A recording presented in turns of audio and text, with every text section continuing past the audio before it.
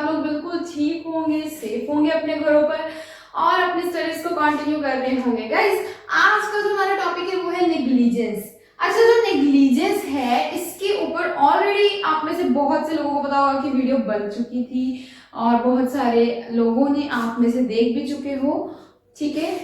लेकिन वो वीडियो में मुझे थोड़ी सी कैमरा एडजस्टमेंट सही नहीं लगी थी, तो नेग्लिजेंस टॉपिक के ऊपर दोबारा से वीडियो बनाई है। वो वीडियो फिलहाल मैंने डिलीट कर दी है।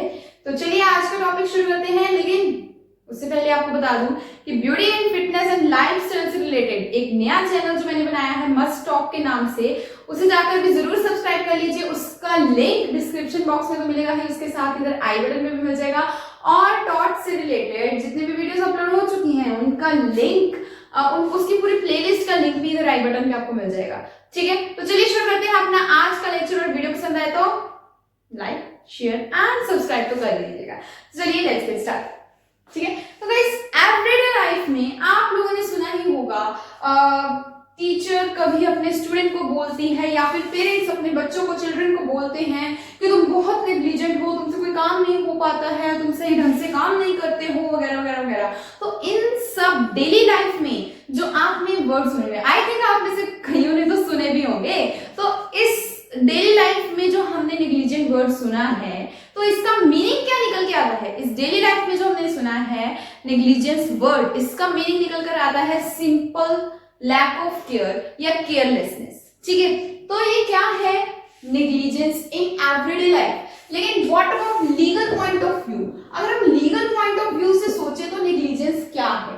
अच्छा, इसे एक एग्जांपल किस तरफ से, एक एग्जांपल की हेल्प से मैं आप लोगों को समझाती हूँ। फॉर एग्जांपल एक डॉक्टर है, ठीक है। एक डॉक्टर है और उसकी एक ड्यूटी बनती है, ड्यूटी ऑफ केयर, कि वो अपने पेशेंट की केयर करे, ठीक है। तो उसकी एक लीगल ड्यूटी है, लीगल ड्यूटी ऑफ केयर है, ठीक है ना। किसके प्रति? पेशेंट के प्रति, ठीक है। लीगल ड्यूटी ऑफ केयर है डॉक्टर की पेशेंट के प्रति। लेकिन अगर डॉक्टर ये ड्यूटी का ब्रीच कर दे, any breach of such legal duty of care is known as negligence, ठीक है। तो लीगल लैंग्वेज में इसे बोलते हैं नेग्लिजेंस। यानी कि किसी की ड्यूटी ऑफ केयर है, that too legal duty of care है, और कोई उस ड्यूटी को नहीं निभाता है, उस ड्यूटी का ब्रीच करता है, तो उसे हम बोलते हैं नेग्लिजेंस। ये एक एग्जांपल के थ्रू मैंने आप लोगों को समझाया है। तो सिंपल से शब्दों में अगर हम इसका मीनिंग निकालें तो क्या है? Breach of a legal duty is known as negligence, ठीक है जी। आप लोगों को आई होप मीनिंग समझ आया होगा, ठीक है। अब मीनिंग से अगर हम आगे बात करें तो यहां पर ध्यान देने वाली बात यह है कि यहां पर एक वर्ड लगाया है लीगल ड्यूटी।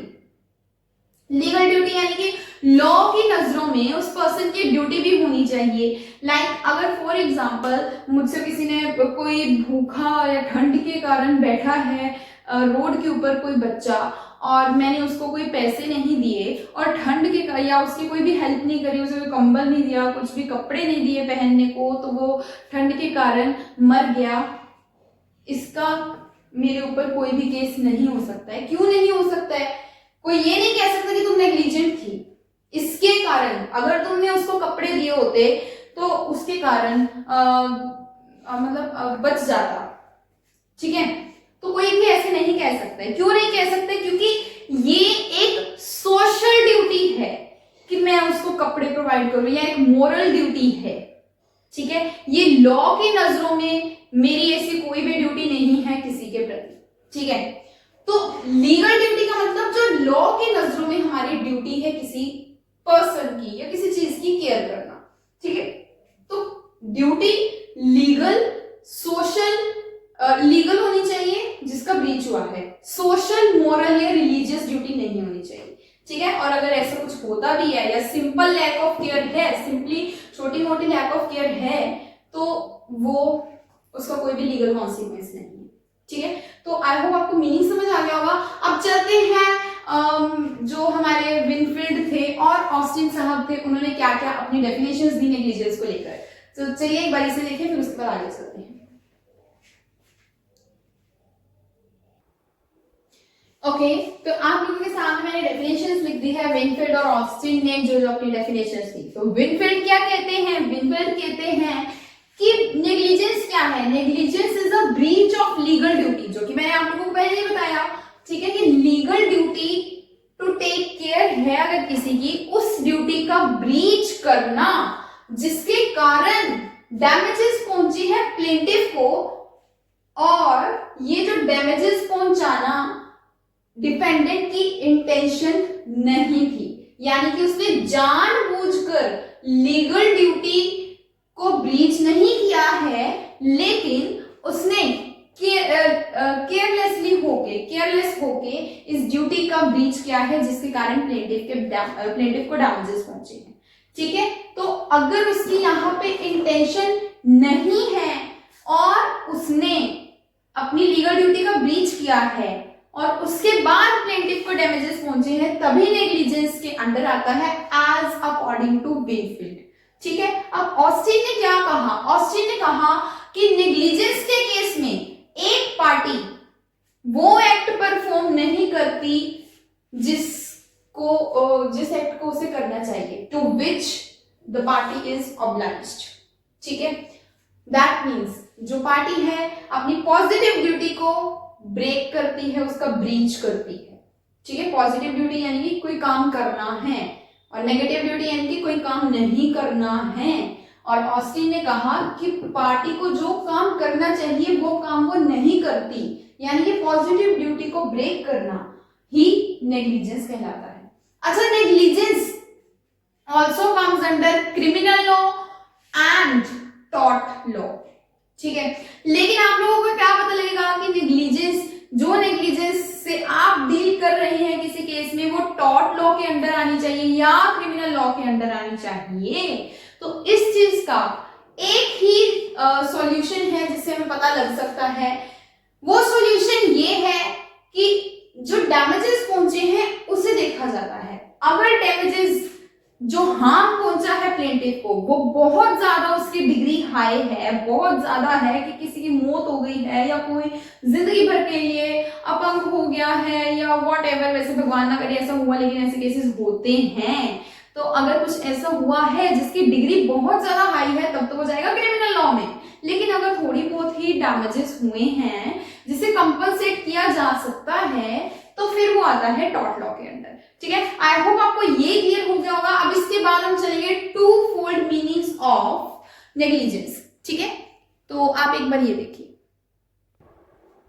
तो देखिए आगे की नेग्लिजेंस के दो तरह के मीनिंग्स होते हैं, दो तरह के निकाले जा सकते हैं। पहला कि negligence as a separate tort, ठीक है, और दूसरा as a mode of committing certain torts.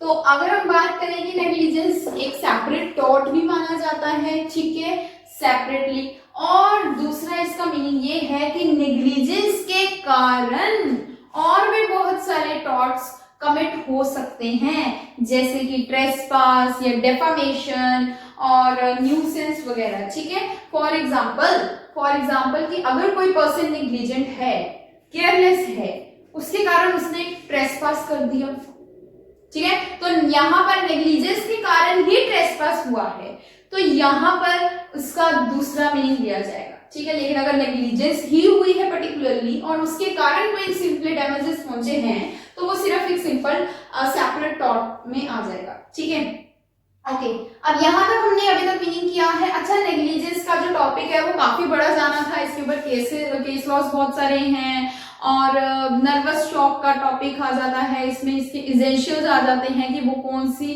Points हैं जो आपको ध्यान में रखने हैं अगर आपको किसी के ऊपर नेग्लिजेंस का केस करना है।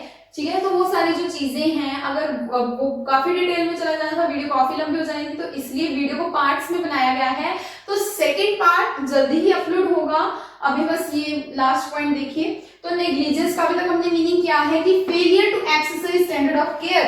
ठीक है, और ये जो केयर है ये कई केसेस में हायर भी हो सकती है, जैसे कि पायलट अगर छोटी सी भी गलती कर दे तो क्या हो सकता है, आप लोगों को पता है, ये प्लेन क्रैश हो सकता है, कितने लोगों की जान जा सकती है। तो एक छोटी सी गलती, छोटी सी नेग्लिजेंस भी यहाँ पर बहुत भारी डैमेजेस कर सकती है, ठीक है। और सर्जन के केस में सर्जन अगर नेग्लिजेंट हो, केयरलेस हो और सर्जरी कर रहा हो और अंदर सीजर छोड़ दे किसी की बॉडी के अंदर, ऐसा केस भी हुआ है, ठीक है, बहुत सारे केसेस हैं ऐसे। तो अगर ऐसे कुछ हो जाए तो दूसरे पर्सन की तो लाइफ रिस्क में आ गई भैया, ठीक है। तो ये है, आई होप आप लोगों को नेग्लिजेंस का टॉपिक आज तक समझ आ गया होगा और इसकी नेक्स्ट पार्ट भी जल्दी से अपलोड होगा। तो यहाँ बने रहिएगा, stay tuned and also like share and subscribe जरूर कर दीजिएगा। Thank you so much for watching guys.